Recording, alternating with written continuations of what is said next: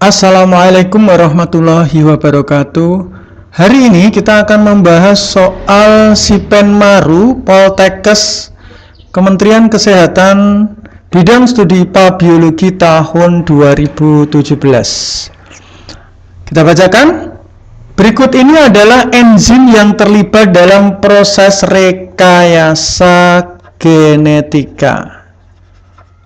Di dalam rekayasa genetika ada 3 hal yang penting ya, singkatannya EVA.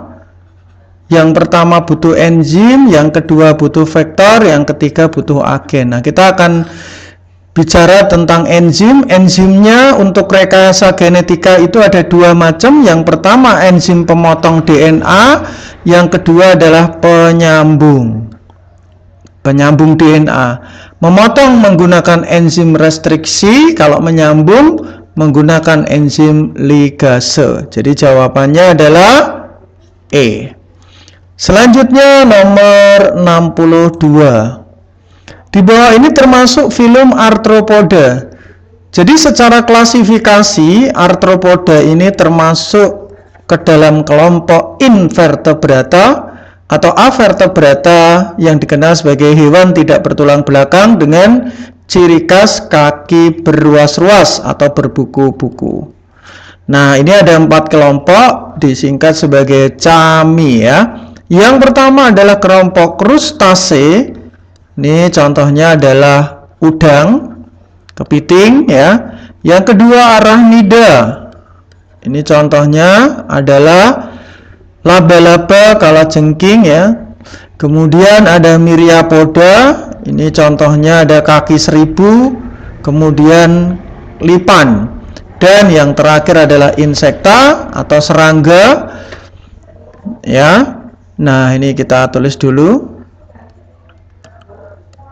Nah, kalau insekta ini serangga, ini dikenal juga sebagai hexapoda atau dengan jumlah kaki 6 seperti belalang contohnya. Nah, seperti ini ya. Berarti yang bukan adalah Pelesipoda. Ya, Pelesipoda ini adalah kelompok moluska dengan kaki berbentuk pipih. Contohnya adalah kelompok kerang. Kita lanjutkan nomor 63. Penyakit tetanus sudah lama diketahui penyebab dan cara pencegahannya berkat perkembangan penelitian di bidang apa? Jadi, tetanus itu disebabkan oleh bakteri. Bakterinya adalah Clostridium tetani. Nah, ini yang menyebabkan penyakit tetanus atau penyakit kejang. Nah, biasanya bakteri ini dipelajari dalam cabang biologi yaitu bakteriologi. Ya, nah ini kita sebut sebagai C dan cara pencegahannya ya. Kalau farmakologi ini adalah obat. Ya, farmakologi obat. Ini tetanus. Kita lanjutkan berikutnya nomor 64. Diktiosom merupakan salah satu organel pada sel tumbuhan yang berfungsi sebagai apa? Jadi diktiosom ini juga disebut sebagai badan Golgi atau Golgi kompleks. Nah, di dalam sel Golgi kompleks ini seperti tempat sampah. Dia berperan sebagai sekresi dan ekskresi, membuang zat-zat yang tidak berguna. Nah, atau zat-zat yang berguna. Nah, sehingga salah satunya adalah dia mensekresi seperti enzim ya, dengan cara membentuk kantung-kantung atau vesikel. Contohnya seperti membentuk lisosom. Nah, ini jadi pembentukan vesikel. Sementara kalau pengatur pergerakan kromosom di dalam pembelahan sel yaitu di dalam nukleus. Kalau pergerakannya itu nanti dikendalikan oleh namanya sentriol. Pergerakan ya. Ini ada organel namanya sentriol. Pengendali lalu lintas zat dalam sel itu kalau yang mengangkut transportasi zat itu RE. Kalau keluar masuknya yang mengendalikan adalah membran sel. Nah, pembangkit tenaga respirasi ini adalah mitokondria. Tempat sintesis steroid lemak ini biasanya di RE yang kasar, RNA yang halus. Nah, ini jawabannya adalah pembentuk vesikel. 65. Kriptomeri merupakan salah satu penyimpangan semu hukum Mendel kedua. Pernyataan berikut yang benar tentang kriptomeri. Jadi penyimpangan hukum Mendel kedua itu ada 5 macam. 1, 2, 3, 4, 5. Yang pertama ada kepik singkatannya ya. Kepik. Jadi yang pertama adalah kriptomeri. Yang kedua ada epistasis. Yang ketiga ada polimeri. Yang keempat interaksi gen atau atavisme, dan yang terakhir gen komplementer. Jadi kata kriptomeri ini contoh yang paling khas adalah pada perkawinan bunga Linaria marokana. Nah, ini artinya kripto itu gen yang tersembunyi.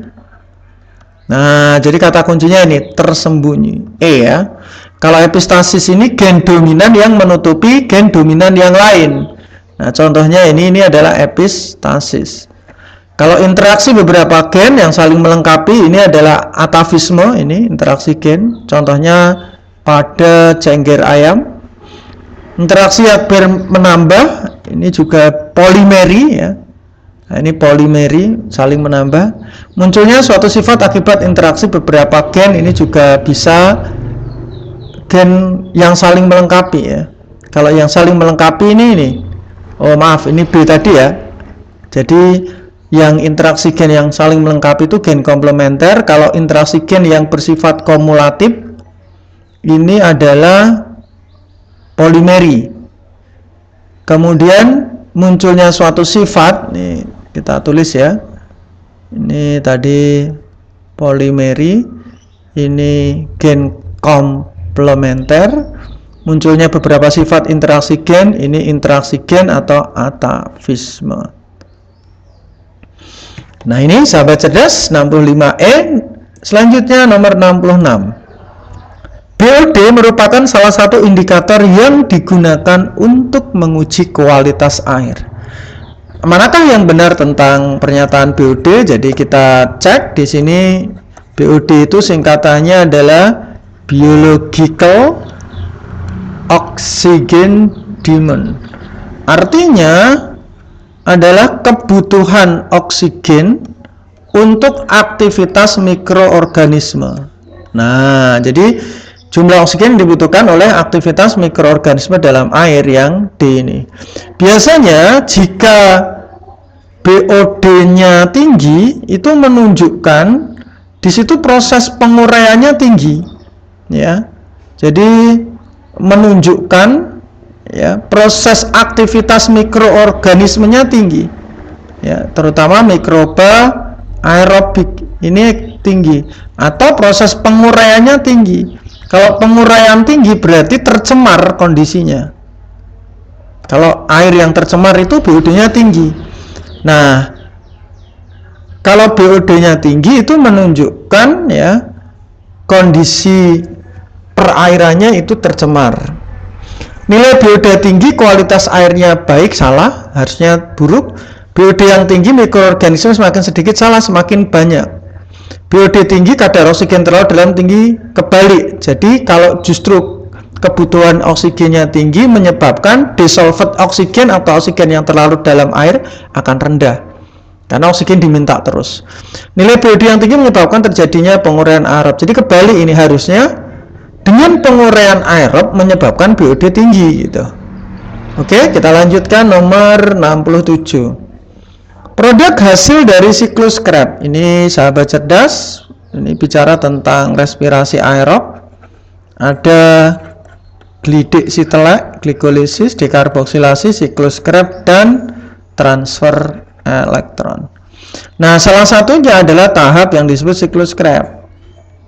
Jadi siklus Krebs di sini itu melakukan proses ya, kalau dipanjangkan itu kita sebut sebagai sik ke susu FMOK. Jadi awalnya dari produk dekarboksilasi oksidasi itu adalah 2 asetil CoA. Kemudian dipecah menjadi asam sitrat. I-nya ada isositrat. Ini agak kita ringkas saja. Kemudian ini kita tulis isositrat. Kemudian asam alfa ketoglutarat. Ya, ketoglutarat. Kemudian ada suksinil. Asam suksinil. Terus ada su-nya ada asam suksinat. F-nya ada asam fumarat, M-nya ada malat, yang terakhir itu adalah oksaloasetat. Nah, seperti ini sahabat cerdas ya. Nah, jadi di sini karbonnya nanti ada 2C. Nah, ini ada oksaloasetat 4C sehingga di sini ada 6C. Ini isositrat ini juga masih 6C ya. Lah ini baru 5C. Nah, ini kehilangan C ini. Ya, kehilangan C. Nanti ada kehilangan C jadi CO2, kehilangan H jadi NADH. Ini juga etoglutarat kesuksinit ini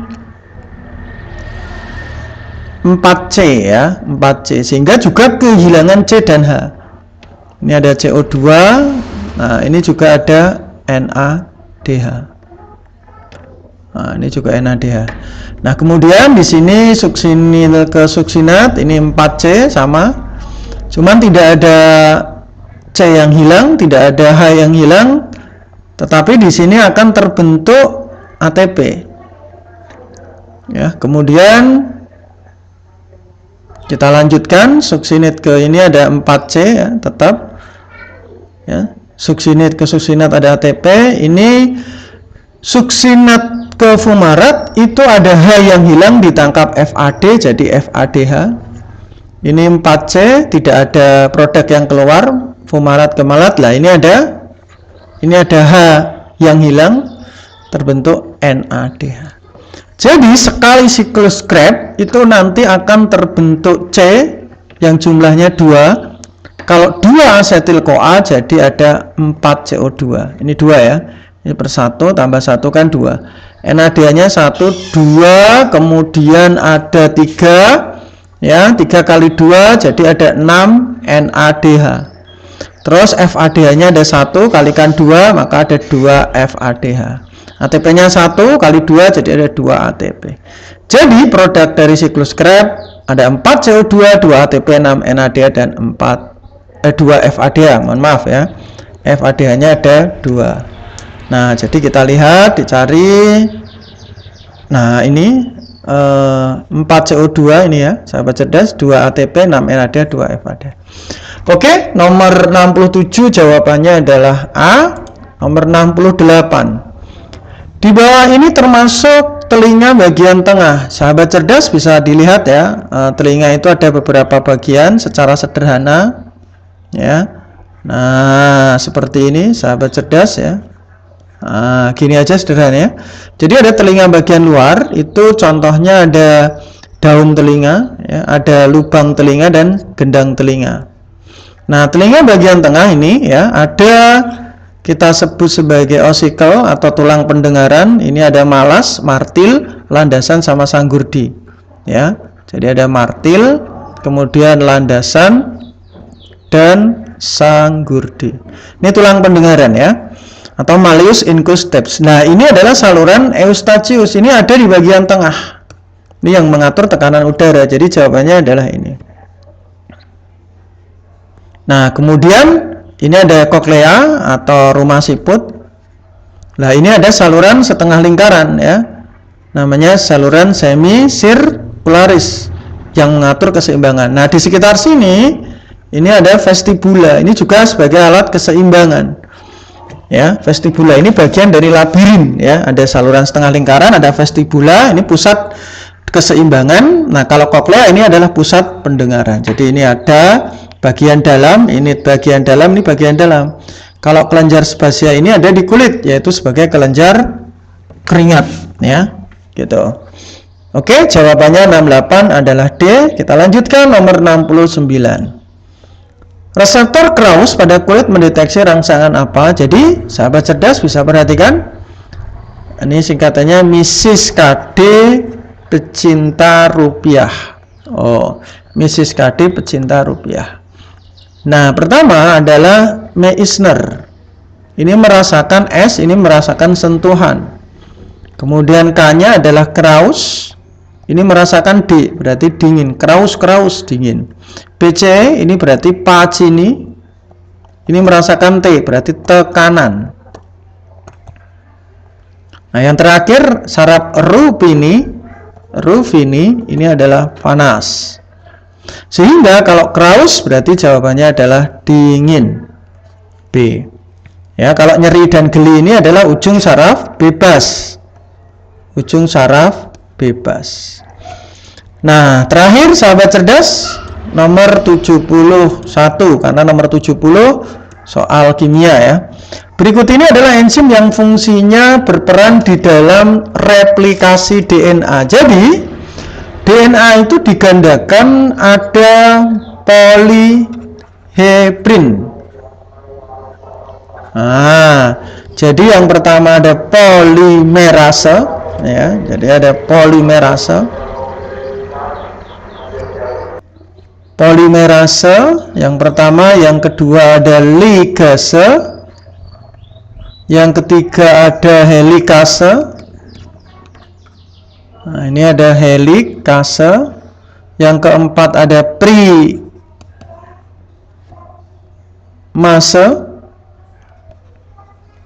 Yang terakhir ada N, yaitu nuklease.